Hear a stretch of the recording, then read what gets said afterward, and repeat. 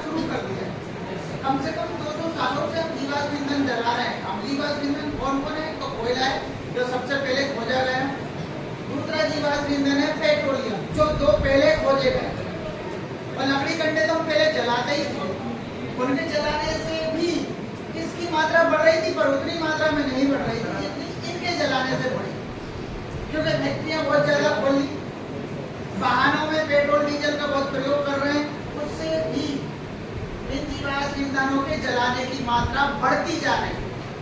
अब हुआ क्या है कि जो कार्बन डाइऑक्साइड है वो सौर विकिरण को आने तो दे रही है, लेकिन पार्थिव विकिरण जो धरती से वापस विकिरण लौटता है उसको पार्थिव विकिरण कहते हैं। धरती से वापस लौटने वाले विकिरण को या ऊष्मा को, गर्मी को, ऊष्मा को, गर्मी को जो पृथ्वी से वापस लौट रहा है उसको हमने कहा पार्थिव विकिरण। तो पार्थिव विकिरण को या तो कुछ अंश में, कुछ मात्रा में सोख लेती है, या फिर क्या होता है ये उसको जाने से रोक देती है, वायुमंडल से बाहर जाने नहीं दे रही है। इससे क्या हो रहा है कि ग्रीन हाउस प्रभाव या हरित गृह प्रभाव, ग्रीन हाउस इफेक्ट पैदा हो रहा है।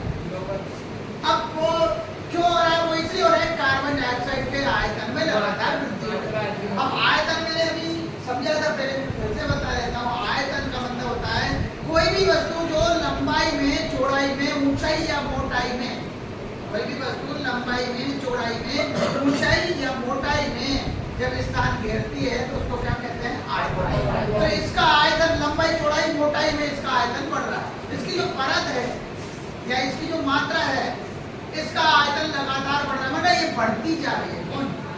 Carbon dioxide. और कार्बन डाइऑक्साइड बढ़ रही है इसलिए ग्रीन हाउस इफेक्ट हो रहा है, और ग्रीन हाउस इफेक्ट का कारण है पार्थिव विकिरण का वायुमंडल में ही रुक जाना, क्योंकि कार्बन डाइऑक्साइड पार्थिव विकिरण के लिए अपारदर्शी हो रही है।